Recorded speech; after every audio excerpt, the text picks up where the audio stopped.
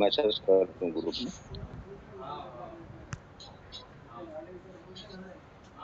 Doctor साहब कल आ रहा था घरे आ रहा फिर उठे तो कल था घर कितना अपना पूछ लिया कितना 10,667 पापा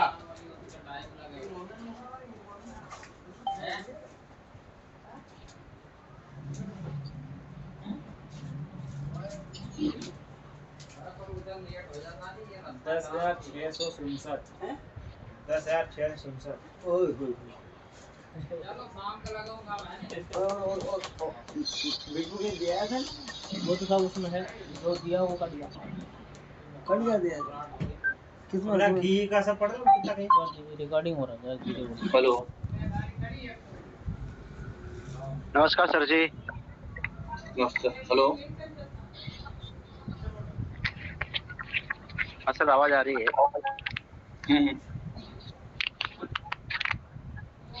स्टार्ट करें। अभी मेरा क्लास स्टार्ट हो गया है। ये दिख रहा है स्क्रीन सबको? यस सर दिख रहा है।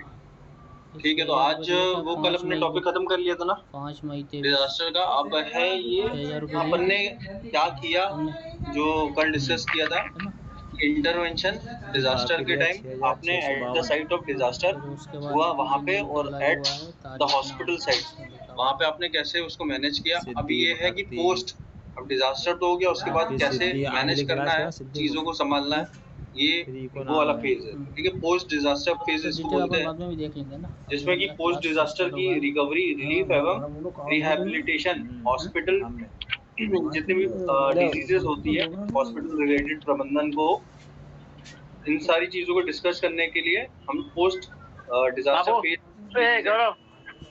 चश्मा दे। अरे मूलचंद जी माइक म्यूट कर लीजिए। मूलचंद जी माइक म्यूट कर लीजिए।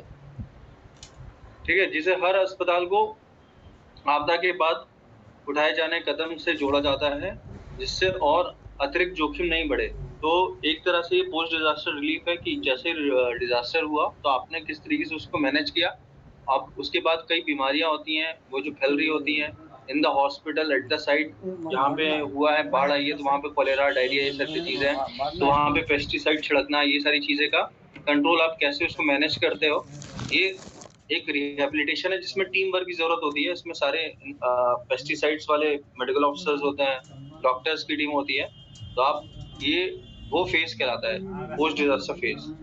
ठीक है पोस्ट डिजास्टर के बाद उठाए जाने वाले क्या क्या कदम होते हैं जैसे कि पोस्ट डिजास्टर अधिकृत स्टाफ की नियुक्ति करवाना डिजास्टर के बाद हुए डैमेज का एस्टिमेट ऐसी चीजें या उपकरण का मेंटेनेंस या रिप्लेसमेंट जो ठीक से काम नहीं कर रही है।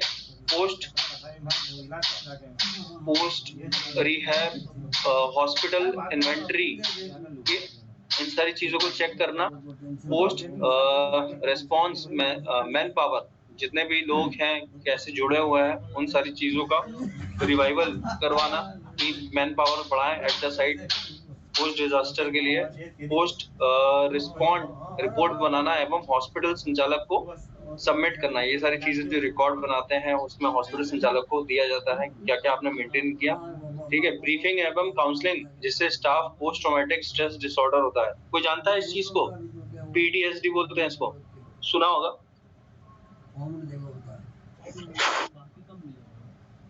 कोई बताएगा?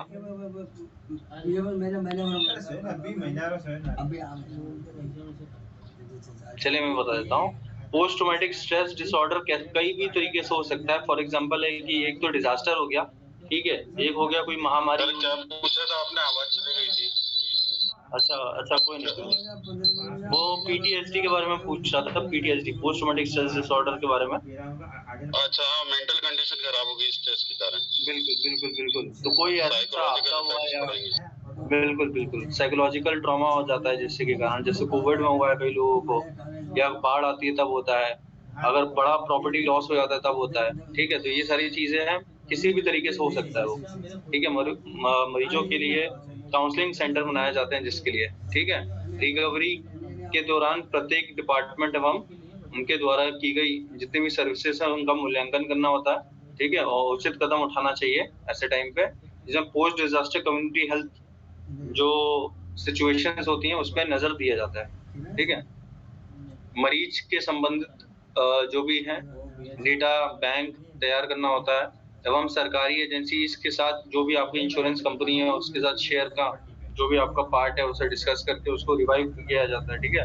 रीअरेंजमेंट ऑफ हॉस्पिटल की जरूरत तो बहुत होती है उस टाइम पे। तो कितने लोग आश्रम में हॉस्पिटल खोल लिए थे कोविड में, तो कैसे अरेंजमेंट करना है, हॉस्पिटल बढ़ाने हैं at the time of disaster, वो भी एक इम्पोर्टेंट चीज है, ठीक है। इसमें डिजास्टर के दौरान जो सीखने को मिला वो भी एक मॉडिफिकेशन या चेंजेस हम कर सकते हैं नेक्स्ट टाइम अगर कुछ होता है, अगर कोई ऐसी इम्पैक्ट डिजीज होती है या स्टाफ हेतु, जैसे कि मीटिंग्स एवं ट्रेनिंग अरेंजमेंट करवाना, मीटिंग रखी जाती है, वो सारी चीजें नॉर्मल है ये डिजास्टर के लिए कि अगली बार ना हो।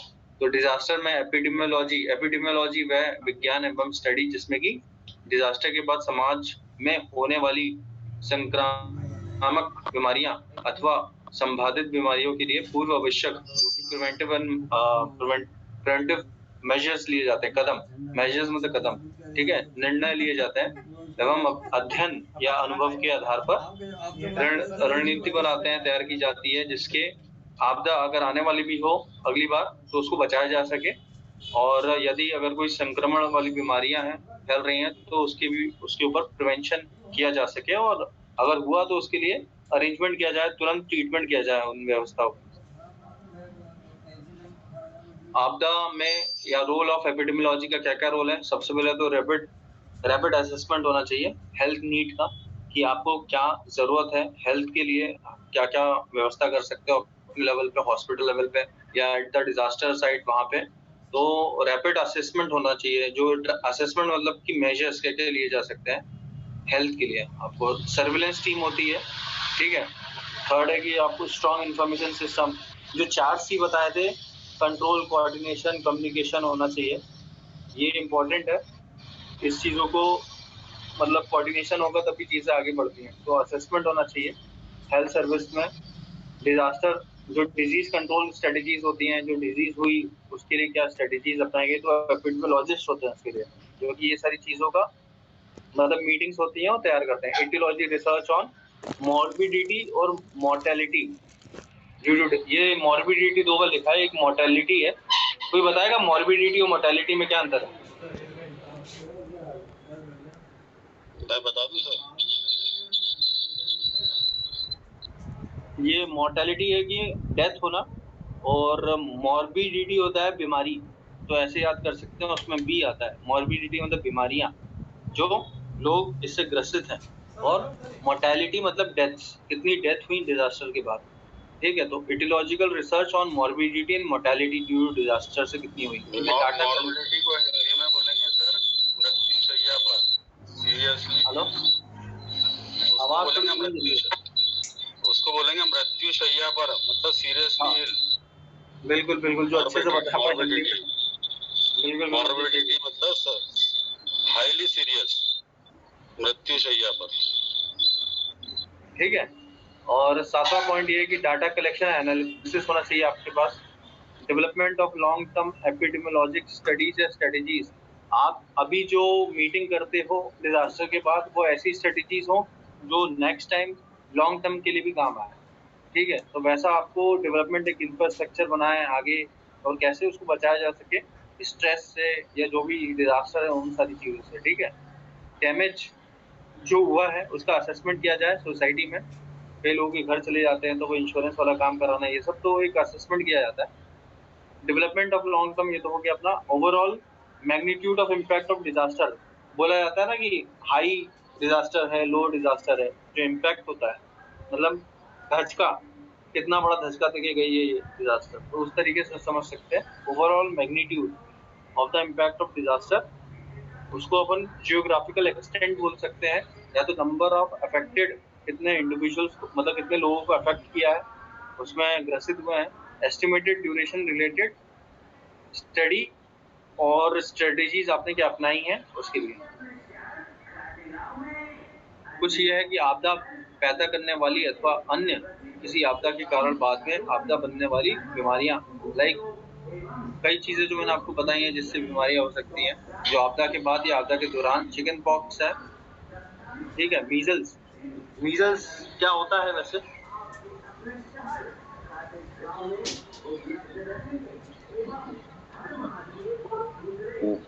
खुजली होती है, खसरा बोलते हैं। खसरा, हाँ, उसमें वही सिम्टम्स होते हैं, खुजली होना, उसमें फलूपे पड़ जाते हैं ना, ब्लिस्टर्स, चकतियाँ होती हैं। और वायरस होता है तो वो तो rubella virus, measles, mumps and rubella, जिसके लिए वैक्सीन भी बच्चों को लगाई जाती है जिसके, ठीक है। तो मीजल्स हो गया, डेंगू है, चिकनगुनिया हो गया, ठीक है, मलेरिया, एंट्रिक फीवर मतलब टाइफाइड, ठीक है, कोलेरा, प्लेग। प्लेग भी एक तरह की बीमारी है बड़ी सी, उसमें छक्के पड़ते हैं बॉडी में। वायरल फीवर ही होता है एक तरह से। वायरल हेपेटाइटिस है जिसमें A B C D E इतने हेपेटाइटिस होती हैं।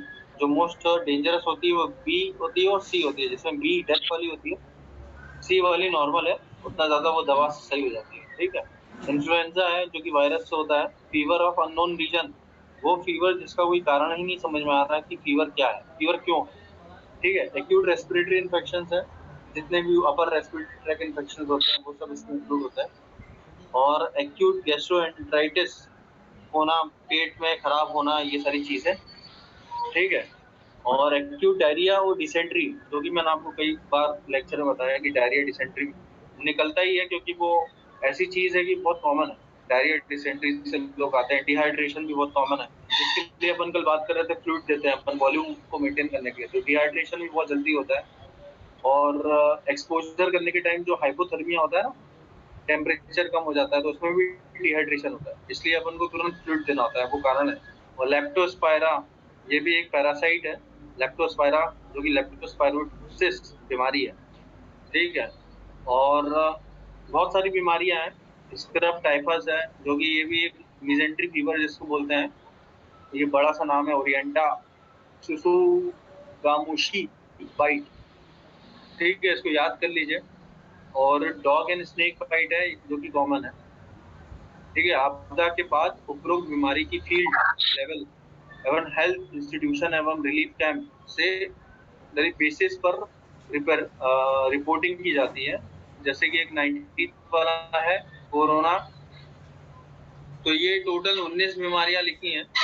जितना याद हो सके याद कर लीजिए, उतना लिख दीजिएगा एग्जाम में, ठीक है। Role of basic health care worker का क्या रोल है इसमें? सामान्य बीमारी का इलाज करना, ये मैं शायद बढ़ा दिया था। गर्भवती, बुजुर्ग एवं बच्चों को आपदा के मतलब बढ़ा दिया है ना, ये मैंने, ये वाला इसमें अटैच हो गया, ठीक है। इसको हटा रहा हूँ, दूसरी स्लाइड लगाता हूँ। तो गोली चल रही है अभी, तो कब तक चलेगी? वो चलेगी 3-4 महीना।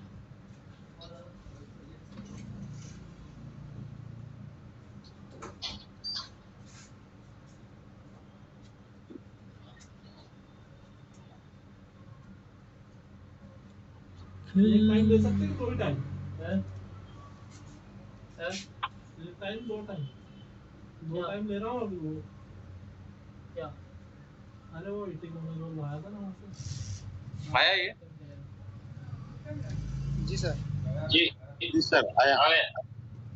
ठीक है, तो ये चौथी स्लाइड है या 5वीं स्लाइड है शायद। ये action plan for disaster preparedness आपने कैसे प्रिपेयर किया, तो उसमें 3 फेज हैं। इसके मुख्य 3 भागों में बांटा जाता है, pre disaster, disaster phase and post disaster phase है, ठीक है। प्री डिजास्टर फेज में ये थोड़ा सा मेरे को लग रहा है कि स्लाइड मुझसे मिस हो गई थी, तो इसको मैं पढ़ा देता हूँ, एक तरह से रिवीजन है।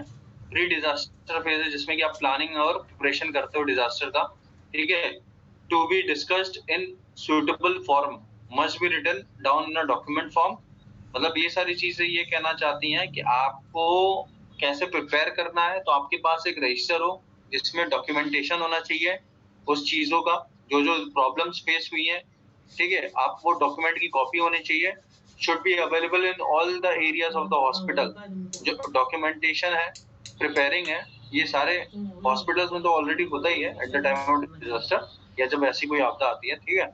और आपको कैसे उस पे प्लानिंग करनी है, तो वो एक टीम वर्क के अकॉर्डिंगली हुआ जाता है, जिसको डॉक्यूमेंट किया जाता है। परफेक्ट एजुकेशन एंड ट्रेनिंग दी जाती है स्टाफ्स को, जिससे कि कोई मिस हैंडलिंग ना हो at the time of disaster. Disaster के टाइम ऐसी कोई मतलब दिक्कत ना हो जो कि कम्युनिकेशन गैप के कारण हो, जिससे कि मरीज का लॉस हो। तो वो सारी चीजें के लिए भी आपको एजुकेट करना है ट्रेनीज को, जो इन सारी चीजों में उतरेंगे। ठीक है, स्टाफ हो सकता है या आपके हॉस्पिटल के जो भी मेंबर्स हैं वो हो सकते हैं, मैनेजिंग एचआर भी लोग होते हैं जो कि इस टाइम पे काम करते हैं। तो सबको एक तरह से नॉलेज दी जाती है, इमरजेंसी मैनुअल्स को कैसे यूज करना है ओटी स्टाफ और नर्सेस को बताया जाता है। ठीक है, कौन सी दवा कब लगानी है, ऑलरेडी नर्स इतनी एक्सपर्ट होती हैं तो वो कर लेती हैं सब। प्री डिजास्टर प्लानिंग में, ठीक है, हॉस्पिटल डिजास्टर एवं प्रबंध कमेटी का गठन किया जाता है। सेंट्रल कमांड या स्ट्रक्चर सिस्टम का गठन किया जाता है। जैसे कि लड़ाई होने जा रही है कहीं पे, तो आप एक स्ट्रक्चर बनाते हो अपने ब्लैक बोर्ड पे, तो उस तरीके से है ये। ठीक है, जॉब कार्ड या मेडिकल टीम का प्रिपरेशन कराना, जिसमें कि बेड्स से के परिस्थिति बढ़ाने की व्यवस्था की जाती है ऐसे टाइम पे, इमरजेंसी के टाइम पे। पब्लिक जो इंफॉर्मेशन है जिसको अपन टेलीकम्युनिकेशन बोलते हैं, आजकल कोविड में लोगों ने टेलीकम्युनिकेशन का बहुत हेल्प लिया है, जिससे कि लोगों को घर से निकलना नहीं पड़ रहा था और जो भी एडवाइस था वो टेलीकम्युनिकेट हो रहा था, मतलब फोन के द्वारा उनको दवा और उनका उपचार किया जा रहा था, जिससे कि उनको घर से निकलना ना पड़े और उनका घर में इलाज हो जाए अगर वो सीरियस नहीं है तो, या सिम्टम्स हैं तो। ठीक है, प्लानिंग इनसाइड एंड आउटसाइड, ये सारे कम्युनिकेशन से रिलेटेड है। कैसे प्लानिंग कर रहे हैं आप at the site of disaster and inside, मतलब एट द हॉस्पिटल में, तो वो कम्युनिकेशन दोनों साइड में एकदम बराबर होना चाहिए। ट्रांसपोर्टेशन, जो एम्बुलेंस से संबंधित है, बहुत बड़ा रोल है एम्बुलेंस का।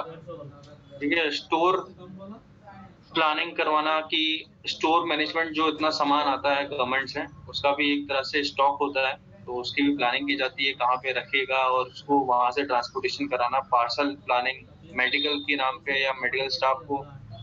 ठीक है, फाइनेंशियल चीजें हैं, उन सारी चीजों का एक डॉक्यूमेंटेशन होता है, क्योंकि वो महंगी होती है और डिजास्टर के टाइम पे वैसे भी आपदा है तो स्कार्सिटी होता है, मतलब कमी होती है इन सारी चीजों की, तो उसमें आपको एकदम प्रॉपर तरीके से उस चीज को यूटिलाइज करना होगा। अदर स्टाफ ड्यूटी रोस्टर होता है, जिसमें कि सभी सहयोगी सेवा देने वाले, जो लाइक फोन को निमला हो सकता है, रेडियोलॉजिस्ट होते हैं, ब्लड बैंक बहुत इंपॉर्टेंट है ये, जितने भी लेबोरेटरी वाले हैं उनका भी बहुत बड़ा रोल है। स्टोर, फार्मेसी, किचन, सफाई कर्मी तो एक नंबर, बहुत इंपॉर्टेंट। और हाउसकीपिंग, क्योंकि सफाई नहीं रहेगी तो फिर वही इन्फेक्शन, ये सारी चीजें फैलती हैं। तो बड़े से बड़े, छोटे से छोटे, सारा काम एक है सबके लिए और सब अच्छे हैं। तो ये चीजें कोऑर्डिनेशन से होता है, कोई छोटा बड़ा नहीं है, मतलब कुल मिला के ये बताना है, सब अपने मास्टर हैं हर काम में। और स्टाफ एजुकेशन एवं ट्रेनिंग डिजास्टर प्लान के विषय के प्रत्येक की रिस्पॉन्सिबिलिटी, ये सारी चीजें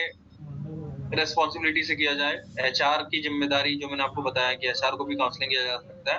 ठीक है, कि वो किस समय पे डिजास्टर ड्रिल, जिसको मॉक ड्रिल अपन बोलते हैं हॉस्पिटल में, तो at the site of disaster drill एवं डिजास्टर इमरजेंसी प्लान का रिवीजन करवाया जाता है, वो एचआर करवाता है। उसके अंदर जो नर्सिंग स्टाफ या नर्सिंग ऑफिसर्स होते हैं वो सारी चीजें ये सब परफॉर्म करते हैं, विद सारे मैनेजर्स भी होते हैं एचआर में, तो वो सबको भी सिखाया जाता है, क्योंकि सबको ही काम आता है इस टाइम पे। और उपकरणों का सही इस्तेमाल, ट्रेनिंग जिसको बोलते हैं, एवं मेंटेनेंस होना चाहिए। कोई चीज ऐसा ना हो कि हमने पेशेंट को लिया इमरजेंसी में, मॉनिटर काम नहीं कर रहा, ऐसे टाइम पे ये सारी चीजें होने लगी तो दिक्कत है। तो वो उसका प्रॉपर मेंटेनेंस बहुत जरूरी है। ठीक है, वाहनों का मेंटेनेंस भी जरूरी है। इमरजेंसी एग्जिट की व्यवस्था होनी चाहिए। आग लग गई हॉस्पिटल में ही, आपके पास पता होना चाहिए कि आपके पास फायर वाली जो मशीन्स होती हैं जो लगी रहती हैं वो होना चाहिए, आपको पता होना चाहिए, उसके लिए भी ट्रेनिंग दी जाती है। फायर फाइटिंग सिस्टम ड्रिल, जिसको ड्रिल बोलते हैं, मॉक ड्रिल, वैसे ही ड्रिल मतलब एक तरह से प्रैक्टिस होता है कि उसको कैसे इस्तेमाल करना है at the time of disaster, या एट द टाइम ऑफ कोई भी ऐसी घटना हुई जिसके आपको टैकल करना है तुरंत, तो उसके लिए भी सिस्टम है जिसको ड्रिल बोलते हैं। और मेंटेनेंस करवाना उन सारी चीजों का जो यूटिलाइज होना है at the time of disaster. Route map of city, ये भी बहुत इंपॉर्टेंट है, क्योंकि ऐसे टाइम पे आपको तुरंत काम करना होता है, तो आपके पास एक मैप हो जिससे कि आप सभी को ट्रेनिंग दी जाती है इस चीज लेके, आपको याद रहे, क्योंकि ऐसे टाइम पे कई लोग वहीं के नहीं होते हैं, भोपाल गए हैं तो भोपाल के नहीं है, मिन्नाल से अलग कहीं जबलपुर में है, तो उनको कोई वहां पे जाके अगर प्रैक्टिस कर रहा है तो उसको पता होना चाहिए कि यहाँ का सिस्टम कैसा है, रूट कैसा है। तो ये सारी चीजें हैं। आपदा में सहयोगी सहकारी जैसे कि विभागों की लिस्ट, फोन नंबर सहित अपडेट रहे। ठीक है, जितने भी लोग काम कर रहे हैं उन सबका फोन नंबर होना चाहिए अपडेटेड, किसी का बंद नहीं होना चाहिए। शहर में उपलब्ध चिकित्सा सुविधा एवं हाई ट्रेन डॉक्टर्स या सुपर स्पेशलिटी कंसल्टेंट जो आपदा में सहयोग करें या विषय से पूरी जानकारी होनी चाहिए उनको। आपदा में सहयोग देने वाली सामाजिक संस्थाओं की जानकारी उपलब्ध हो। ठीक है, हॉस्पिटल में जो कमांडिंग सेंटर होता है, ड्यूटीज एंड पर्सनल, उसमें 3 विभाग में बांटा गया है। एक तो मैंने आपको बताया कि एक होते हैं एडमिनिस्ट्रेटर वाले लोग, ठीक है, जिनको एचआर बोलते हैं। एक होता है नर्सिंग सुपरिटेंडेंट और एक होते हैं जो हमारे रेजिडेंट मेडिकल ऑफिसर। ठीक है, तो रेजिडेंट मेडिकल ऑफिसर में कौन कौन हो सकते हैं? लाइक एक तो सबसे बड़ा कंसल्टेंट होता ही है। ठीक है, सीनियर सर्जन होते हैं, सीनियर डॉक्टर्स होते हैं, स्पेशलिस्ट डॉक्टर हो किसी फील्ड का, जैसे कोई रेडियोलॉजिस्ट है तो रेडियोलॉजी वाला है, अलग विभाग के हैं, पैथोलॉजी है, तो अपने अपने फील्ड के होने चाहिए। असिस्टेंट सर्जन हो, जो अकेले तो सर्जन कर नहीं पाता है तो उनको असिस्ट करने के लिए सर्जन होने चाहिए। और बाकी नीचे हेल्थ केयर वर्कर्स, उनका सपोर्ट टीम स्टाफ रहता है। वो नर्सिंग सुपरिटेंडेंट में नर्सिंग इंचार्ज होते हैं, ओटी आईसीयू जो मैनेज करते हैं, फार्मेसी, दवा कैसे लोड करना लगाना, ये सारी चीजें। लेबोरेटरी फिजियोथेरेपिस्ट का एक बहुत बड़ा रोल था जो कि कोविड में आपने देखा होगा, है ना, कि रेस्पिरेटरी उसके लिए उसको मसाज करवाते हैं, पूरा स्पायरोमेट्री करवाते हैं, लंग्स में इन्फेक्शन जब था कोविड में, तो फिजियोथेरेपी वाले भी बहुत बड़ा रोल प्ले करके गए इस चीजों में। कई लोग फिजियोथेरेपी से ही सही हो गए। तो सोशल वर्कर्स हैं और जो वार्ड अटेंडर्स होते हैं उनकी काउंसलिंग की जाती है। ठीक है, और फ्लोर पे जो मैनेजर्स होते हैं उनको भी बताया जाता है। ये सब नर्सिंग सुपरिटेंडेंट के अंडर में। और एडमिनिस्ट्रेटर में क्या होता है, जो अपने पब्लिक रिप्रेजेंटेटिव ऑफिसर्स होते हैं, पीआरओ जिसको बोलते हैं, जो मार्केटिंग से रिलेटेड प्रचार करना हॉस्पिटल का या किसी भी चीज से, तो उनका भी एक बड़ा रोल है कि हॉस्पिटल का मैनेजमेंट करवाते हैं वो लोग। एम्बुलेंस, सिक्योरिटी ऑफिसर, ठीक है, लाइट, जो भी लिफ्ट का इंचार्ज हो, हाउसकीपिंग, ये सब मेंटेनेंस प्रॉपर हो हॉस्पिटल में, तो चीजें क्या है उस टाइम पे खराब ना हो जब जरूरत पड़े तो ये सारी चीजें 3 विभाग में बताया मैंने आपको। ठीक है, मिनिमम जो कोर टीम मेंबर्स होते हैं आईसीयू ओटी वार्ड्स में, उसमें क्या क्या है उनके नाम। एक तो कंसल्टेंट फिजिशियन होता है जिसको क्रिटिकल केयर ऑफिसर बोलते हैं। क्रिटिकल केयर के जो कंसल्टेंट होते हैं वो सबसे बड़े लेवल पे होते हैं, उन्हीं का आईसीयू मॉनिटरिंग का काम होता है। ठीक है, वो सुपर स्पेशलिटी ब्रांच है। कंसल्टिंग जनरल सर्जन होता है, जिसके मरीज हो वहां पे आईसीयू में तो वो अपना जनरल सर्जन जाके देखिएगा। ऑर्थोपेडिक सर्जन का एक अलग ही रोल है। ठीक है, मरीज जो रहते हैं ट्रॉमा वाले। रेडियोलॉजिस्ट, उनका भी बहुत बड़ा रोल है क्योंकि वही हमें रिपोर्ट तैयार करके देते हैं। ऐसे टाइम पे चोट लगने के बाद प्रॉपर पोजीशन में तो रहते नहीं है एक्सरे या सीटी कराने के लिए, तो वो जिस पोजीशन में वो करते हैं उसका रिपोर्ट भी बनाना बहुत इंपॉर्टेंट है, जिससे कि हमें हेल्प मिलता है। क्योंकि सर्जन जब चोट लगती है तो असेस नहीं कर पाता है, पहचान नहीं पाता है कि कहाँ पे लगी है ये, लेकिन वो रिपोर्ट जब आती है तो रेडियोलॉजिस्ट जिस तरीके से रिपोर्ट बना के देता है तो उससे एक सहायता मिलती है। तो रेडियोलॉजिस्ट भी बहुत बड़ा रोल है। असिस्टेंट सर्जन क्लिनिकल एपिडेमियोलॉजिस्ट होते हैं। ठीक है, न्यूरो सर्जन होते हैं, ब्रेन इंजरी, हेमरेज हो गया, इंटरनल ब्लीडिंग हो गई तो उसको भी टैकल करना है तो तुरंत ये टीम में आते हैं न्यूरो सर्जन। जो पीडियाट्रिशियंस होते हैं, स्टाफ नर्स होती है, नर्सिंग असिस्टेंट्स होते हैं, सुपरिटेंडेंट होती है नर्सिंग। ठीक है, वार्ड का काम, ओटी, आईसीयू अटेंडर्स, इन सारी चीजों को लेके क्लीनिंग, हाउसकीपिंग, इन सब का एक बड़ा रोल है जो कि ये इसके अंदर टीम मेंबर्स में आते हैं जो कि आईसीयू ओटी वार्ड्स को संभालते हैं। ठीक है, ये सब मेडिकल लेवल पे बात हुई। कौन क्या करेगा, रोल एंड रिस्पॉन्सिबिलिटी, तो वो डिसाइड कौन करता है? वो डिसाइड करता है जो रेजिडेंट हो वहाँ का या कंसल्टेंट हो जो कि वहाँ का मेन चीफ ऑफिसर हो, जो रिस्पॉन्सिबिलिटी डिसाइड करेगी इसको यहाँ जाना है। जैसे कि पेशेंट को रिसीव एरिया होता है, पेशेंट रिसीविंग एरिया, जिसमें कि सीनियर्स एंड स्पेशलिस्ट डॉक्टर्स का अरेंजमेंट करेंगे। ठीक है, ट्रायज ऑफिसर्स होता है, मेडिकल कंट्रोलर, और ओटी का या कैजुअलिटी डिपार्टमेंट के लिए मेडिकल ऑफिसर अलग होता है जो कि बहुत बड़े लेवल पे काम होता है इन लोगों का। 24 घंटे ही ड्यूटी ऐसी रहती है यहाँ पे कि पेशेंट आते ही रहते हैं। ठीक है, कैजुअलिटी वाला काम जो है इसमें रेजिडेंट मेडिकल ऑफिसर जो है, जो एमडी मेडिसिन वाले होते हैं, ट्रेनिंग ऑफिसर्स होते हैं, उनको उपलब्ध रहना है ऐसे टाइम पे। ठीक है, और साथ ही आरएमओ जो डॉक्टर्स होते हैं, पैरामेडिकल स्टाफ, नर्सेस जितने भी हैं, वीक ऑफ और ये सारी चीजें डिजाइन होती है, क्योंकि 24-24 घंटे तो काम कोई कर नहीं सकता, तो सबका एक 8 घंटे का ड्यूटी होता है, उसमें उसको हफ्ते में कितना छुट्टी देना है, तो वो सारी चीजें वाहन सुविधा और अरेंजमेंट की बात की जाती है। ठीक है, तो रोल्स एंड रिस्पॉन्सिबिलिटी ये सब किसके अंडर में है, या वहाँ का जो मैनेजर हो उसके अंडर में होता है, या तो फिर अगर आप एक तरह से जुट के काम कर रहे हैं तो ये मेडिकल ऑफिसर भी इन सारी चीजों को डील कर सकता है। सिचुएशन मोबिलाइजेशन करना, ठीक कराना, ये सारी चीजें। नर्सिंग सुपरिटेंडेंट का क्या काम है, जैसे कि उसका काम है कि भाई उसके अंडर कितनी नर्सेस हैं, सबसे पहले तो उनको ट्रेन हो। नर्सेस क्या होता है कि इतने बड़े आपदी पे जब लेवल पे काम हो रहा होता है, तो कई बार क्या होता है कि किसी की दवा किसी को दे दी, तो ये भी एक मतलब हड़बड़ी में हो जाता है बाय मिस्टेक। जानबूझ के कोई नहीं करता है, लेकिन बाय मिस्टेक हो सकता है। तो आइडेंटिफाई करना, ठीक है, नर्सिंग को जो प्रॉपर इस चीज को एकदम टैकल करे, क्योंकि वार्ड की सिस्टर अलग होती है, ओटी की सिस्टर अलग होती है, जिसका जो काम होता है वही उसको आता है। तो जो आईसीयू की नर्सेज होती हैं वो ज्यादा एक्सपीरियंस होती हैं, और एक्सपीरियंस और प्लस उनको प्रैक्टिस अच्छी रहती है, तो ये दिक्कतें कम होती हैं। इसलिए आइडेंटिफाई करना इंपॉर्टेंट है, किसको कहाँ रखना है। Allocating the extra nursing staffs, and अगर ऐसी कोई जरूरत पड़ेगी, एसेंशियल है, इमरजेंसी है, तो आप और 3-4 सिस्टर को वेटिंग एरिया में रखो, जरूरत पड़ने पे उसको यूज कर सकते हैं। रीडिप्लॉइंग ऑफ एग्जिस्टिंग स्टाफ, और भी जरूरत पड़े तो स्टाफ को आप वहाँ पे ले सकते हो। रिकॉलिंग ऑफ स्टाफ जब जरूरत पड़े तब, ये सारी चीजें ऑन इमरजेंसी है। एक्टिवेटिंग दी प्री अरेंज एडमिशन वार्ड, जो आपने एडमिशन वार्ड बनाया है, तो उस वार्ड में आपको ये भी देखना है कि कई मरीज ऐसे होंगे जिनको ऑक्सीजन की दिक्कत होगी, तो वहाँ पे आपके पास SpO2 मॉनिटर होना चाहिए, ठीक है, सैचुरेशन होना चाहिए उसमें।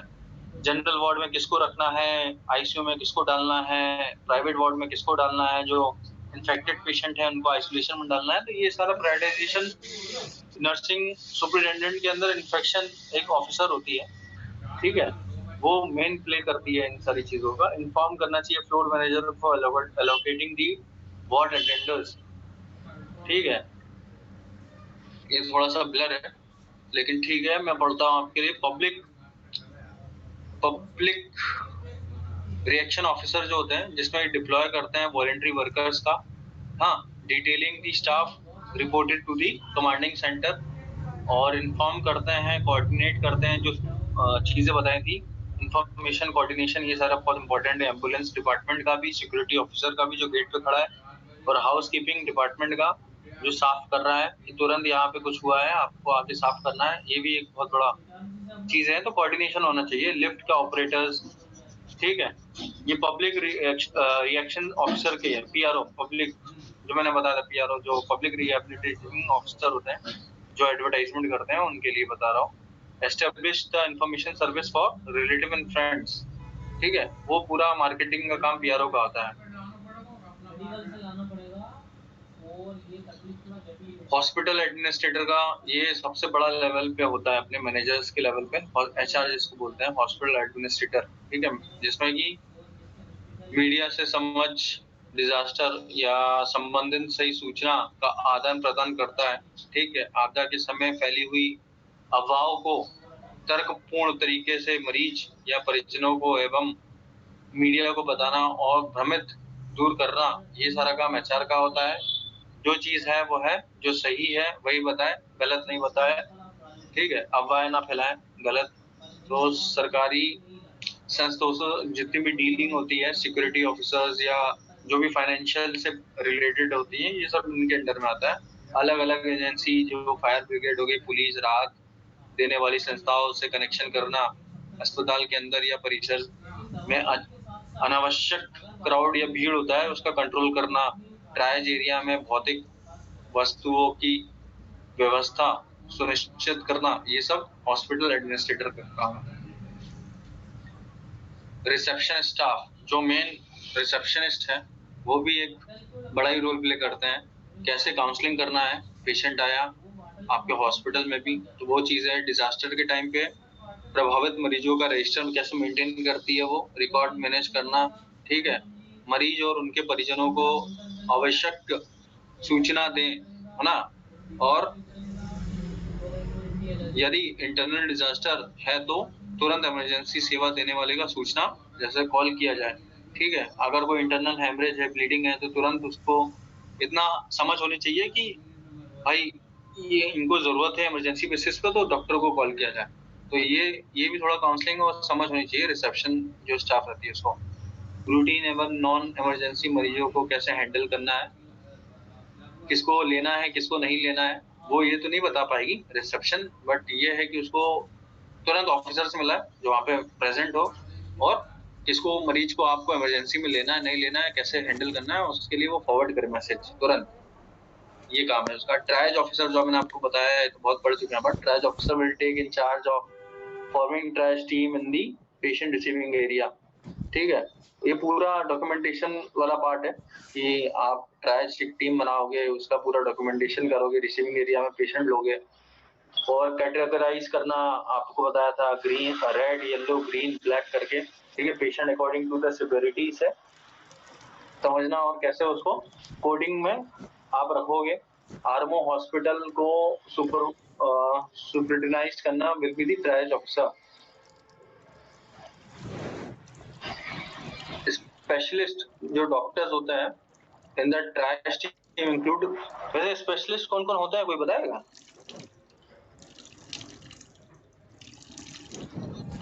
Sir specialist MD MS anaesthesiologist particular stream में एमडी है ना, और आप गैस्ट्रोलॉजिस्ट हो गए।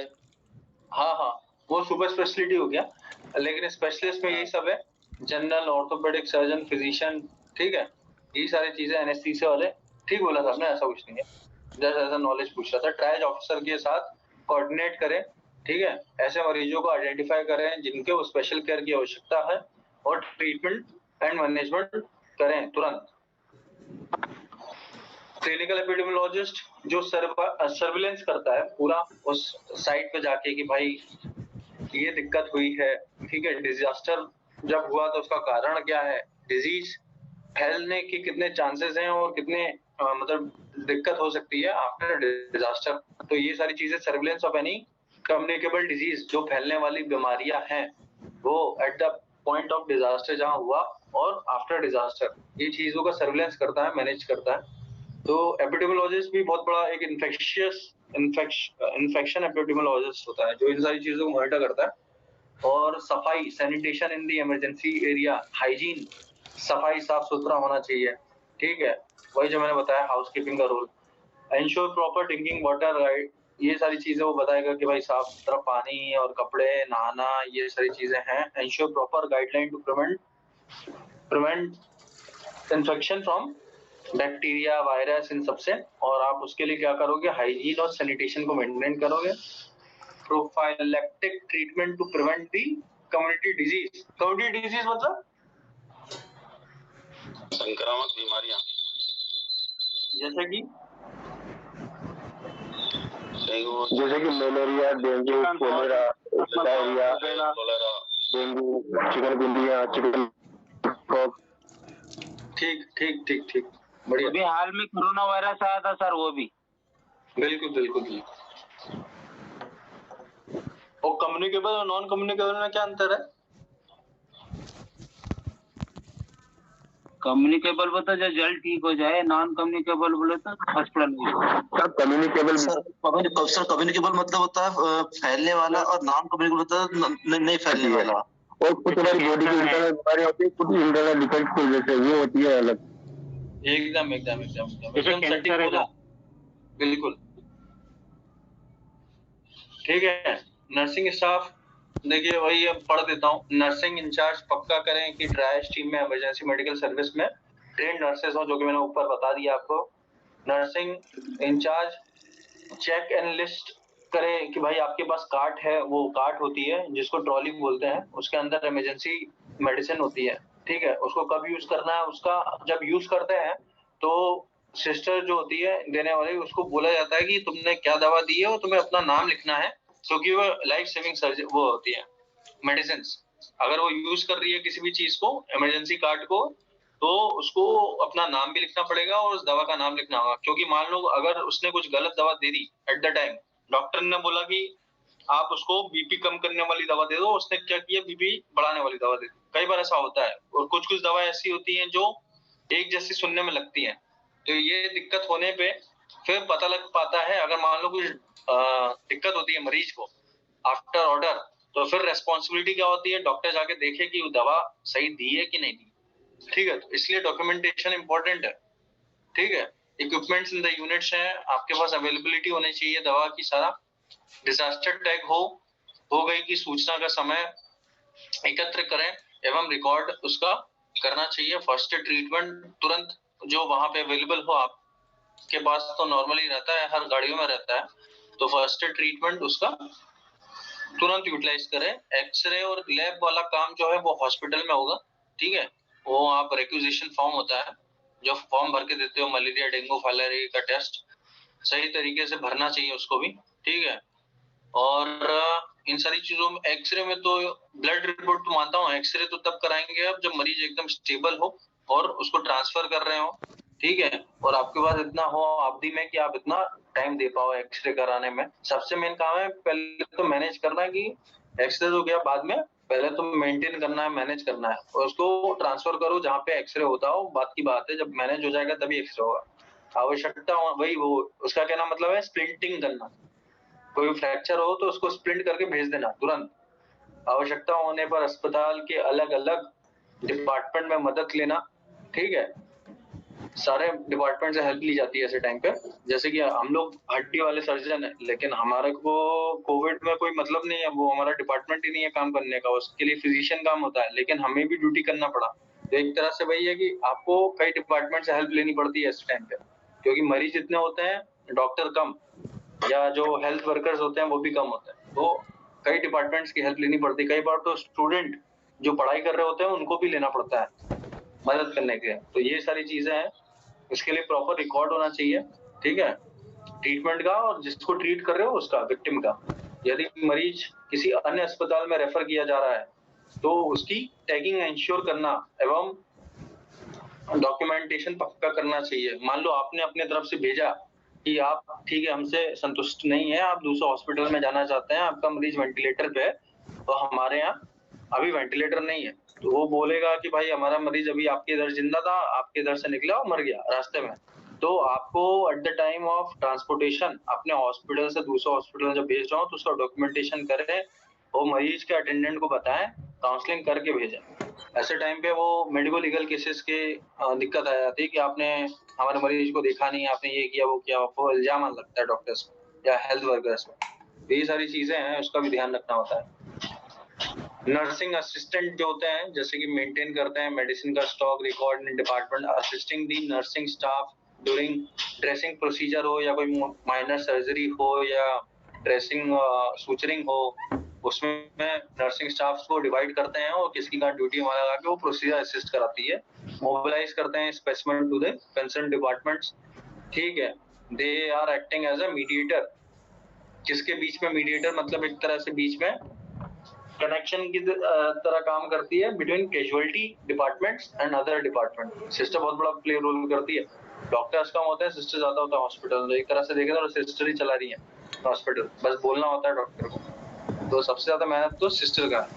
Arrangement of beds and clothing, उसको भी कैसे मेंटेन करना है। कई लोग फ्रैक्चर के पेशेंट होते हैं, बेड चेंज करना है तो उसका भी एक तरीका होता है। ठीक है, तो उसको कैसे चेंज करना होता है, सिस्टर जो होती है वहाँ पे उनको पता होता है कि आप कैसे उसको करवट कराओ और फिर बेड चेंज कराओ। हड्डी के मरीज भी टूटे फूटे होते हैं, दर्द होता है, तो ये सारी चीजें हैं। करंट स्टेटस ऑफ फुल और एम्प्टी बेड्स, ये रिसेप्शन से आपको पता लग पाता है। जो मैनेजर होता है वो बता पाता है कि भाई बेड खाली है कि नहीं खाली है या कितने बेड बढ़ाना है।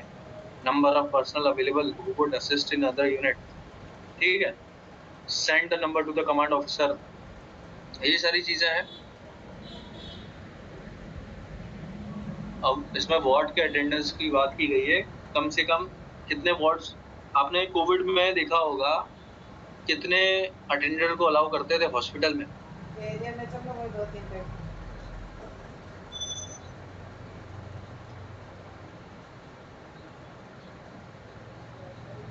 अरे जग रहे हैं ना सब लोग? जी सर। हाँ सर आवाज आ रहा है। जग रहा है लेकिन लोग हाँ सर, क्वेश्चन समझ में नहीं आया था। कोई नहीं, दो चार अरे जागते रहना, टॉपिक ही ऐसा, मैं क्या करूँ? दो चार अटेंडेंस है। ठीक है चलो ठीक है। ठीक है, क्या सर, कम से कम 6 से 10 वॉट आपके पास होने चाहिए। अटेंडेंट ट्रायल इमरजेंसी एरिया होना चाहिए। ठीक है, व्हील चेयर होनी चाहिए, स्ट्रेचर्स होनी चाहिए, पूरी व्यवस्था या ट्रांसपोर्टेशन की मदद कर सकें। ठीक है, स्ट्रेचर पे जो फ्रैक्चर वाले पेशेंट है उनको ले जाओ, या एकदम जो वीक पेशेंट है उनको, जो एकदम चल नहीं पा रहे हैं, वीकनेस है, बीपी कम है, उनके लिए व्हील चेयर। किसको? जो छोटा मोटा फ्रैक्चर हो जिसको, या जो स्टेबल पेशेंट हो, बीपी बढ़ा हुआ है लेकिन चक्कर आके गिर गया, तो उनको भी व्हील चेयर पे ले सकते हैं। फार्मेसी एवं स्टोर की कंसल्टेंसी करना एवं आवश्यक चीजों को डॉक्टर्स नर्सिंग को लेकर देना, ये और तुरंत ये होना चाहिए। कई दवा होती है इमरजेंसी वाली जो खत्म हो जाती है, लेकिन उसका स्टॉक मेंटेन रख के होना होता है, तो वो फार्मेसी वाला बंदा हर सुबह दे के जाता है। या आपका जो दवा का स्टॉक है वो खत्म होता है, तो वो फार्मेसी वाले बंदे को ये बोलने से पहले उसको रख देना चाहिए। ठीक है, अगर किसी का हॉस्पिटल ऐसा है तो अपनी ड्यूटी अनुसार ward, OT, ICU, mortuary, discharge विभाग में मदद लें या मदद करें, और पेशेंट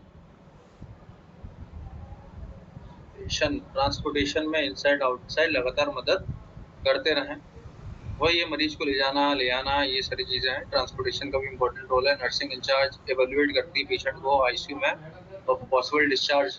अब भाई डिस्चार्ज के लिए कंसल्टेंट बोलता है कि हाँ इस मरीज को डिस्चार्ज कर सकते हैं, तो उसके बाद फिर जो सिस्टर होती है वो काउंसलिंग करती है कि सर ने आपको बोला है डिस्चार्ज के लिए। तो ये सारी चीजें एस्टेब्लिश करना है, क्या क्या डिस्चार्ज का क्राइटेरिया आता है। कंसल्टेंट जो ट्रीट कर रहा है मरीज को वो बताएगा सिस्टर को, सिस्टर बताती है उनके डिस्चार्ज में क्या क्या सर ने दवा लिखी है और उसको डिस्चार्ज कर रहे हैं, कब कर रहे हैं। तो ये सारी चीजें हैं। प्रिपेयर करना चाहिए आईसीयू को to admit the critical patient और send data to the command centre. फिर उसके बाद जो भी पेशेंट, आज मान लो 10 एडमिट हुआ तो 10 पेशेंट का पूरा डाटा जाता है, जो मेन हमारा एक command centre in the sense की जो मेन इसका हेड ऑफ इंस्टीट्यूशन या हेड ऑफ, जिसको डीन बोलते हैं हिंदी में, या अधिष्ठाता।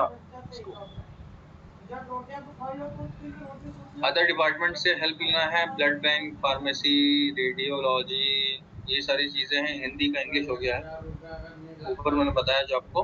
काउंसलिंग सेंटर होता है, मॉर्चरी होती है एवं लेबोरेटरी, हाउसिंग, बैंक, ये सारी चीजें, इन सब का रोल है। अपनी अपनी सेवाओं 24/7 देते रहेंगे ऐसे टाइम पे।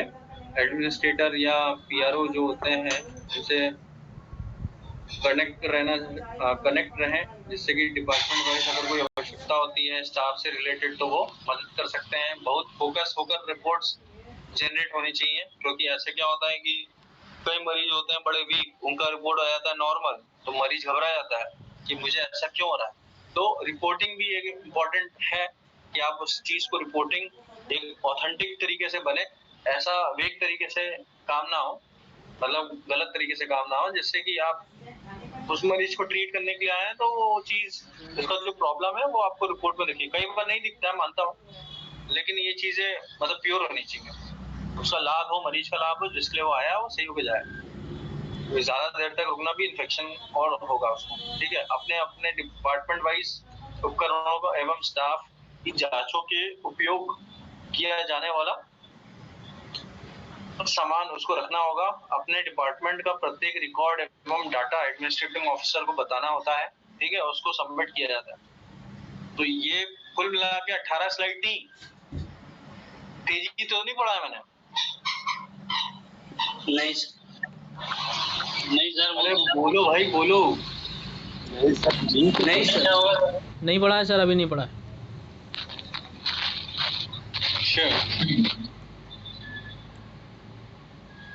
पूछो, कोई पूछेगा कुछ? सर एचआर का फुल फॉर्म क्या था? क्या होता है? क्या? सहायक मैट्रन डिपार्टमेंट। सहायक डिपार्टमेंट, सहायक मैट्रन डिपार्टमेंट, मैट्रन का मतलब क्या होता है?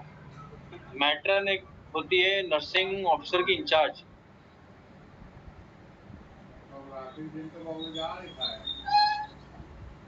सर आगे पढ़ा कोई डाउट का फुल फॉर्म क्या बोलते हैं? सर उनको HR हॉस्पिटल रिहेबिलिटेशन। सर एक एक लोग बोले तो ज्यादा अच्छा रहे, हमको भी समझ में आए सर। 4 लोग अनम्यूट हो जाते नहीं समझ में आता। साहब ये मैट्रिन मैडम मतलब क्या होता है थोड़ा बताएंगे बराबर साहब? बराबर मैट्रिन मैडम बोलते उसको, नर्सिंग स्टाफ का हेड होता है। हेड मैट्रन वही हेड नर्सिंग और साहब सुपरिटेंडेंट को हेड मैट्रन बोलते हैं। उसकी ड्यूटी क्या होती है बताएंगे साहब? बताइए सर नर्सिंग सुपरिटेंडेंट को हॉस्पिटल में हेड मैट्रन बोला जाता है। तो इनका क्वेश्चन ये है कि मैट्रन क्यों बोलते हैं। भाई देखो क्या है, अब आपका नाम है। अच्छा मैट्रन क्यों बोलते हैं? ये तो डिसाइडेड है ना क्यों बोलते हैं। देखो क्या है, हमने तो डिसाइड किया नहीं है ना, वो चीज ऑलरेडी चला। सर प्रश्न अच्छा है। जैसे ट्राई शब्द जो है वो ट्राई का मतलब होता है 3, वो एज का मतलब होता है धार। तो 3 धार में काम करने से वर्ड निकाला गया ट्राइज। ट्राइज फ्रांसीसी शब्द है। अच्छा। फ्रांस से शब्द का आविष्कार हुआ ट्राइज। फ्रांस या इटली कहीं मैंने बहुत साल पहले पढ़ा था। ये फॉरेन से वर्ड निकला है। और जिस वैज्ञानिक ने डॉक्टर ने ट्राइज फर्स्ट टाइम किया था विश्व में, उसने इसको ट्राइज नाम दिया था कैजुअलिटी के दौरान, है ना। तो उसने एक शब्द था ट्राई मतलब 3 और एज मतलब 3 धाराओं में काम करना। मतलब वो वर्ड में वो चीजें छुपी हैं।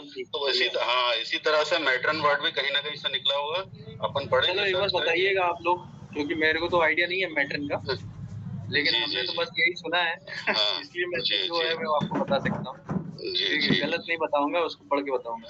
ठीक है। मैट्रन सर एक्चुअली क्या है, हम लोगों ने सिस्टर्स स्टाफ नर्स ये सुना है, लेकिन मैट्रिन मैडम उसको मैट्रिन मैडम बोलते उसको, और सबको ऑर्डर देते रहते ये करो वो करो वो करो ये दिखाओ।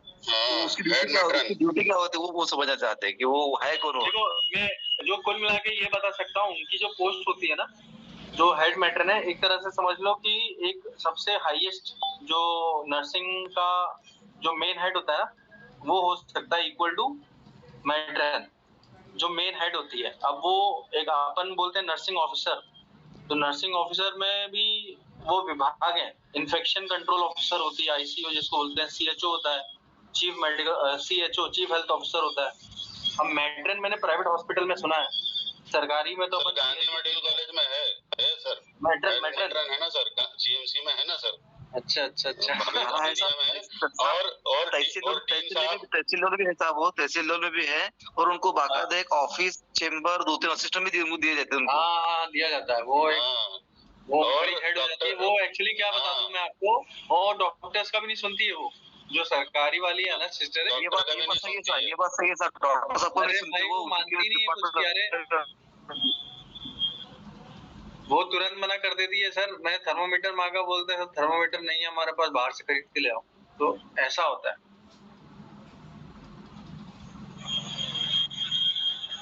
अच्छा चौके साहब। तो ये मैं बता रहा हूँ आपको, अगर आपको पता लगे तो हमें जरूर बताना मैट्रन क्यों बोलते हैं। ठीक है साहब, ठीक। चलिए फिर कल स्टार्ट करते हैं।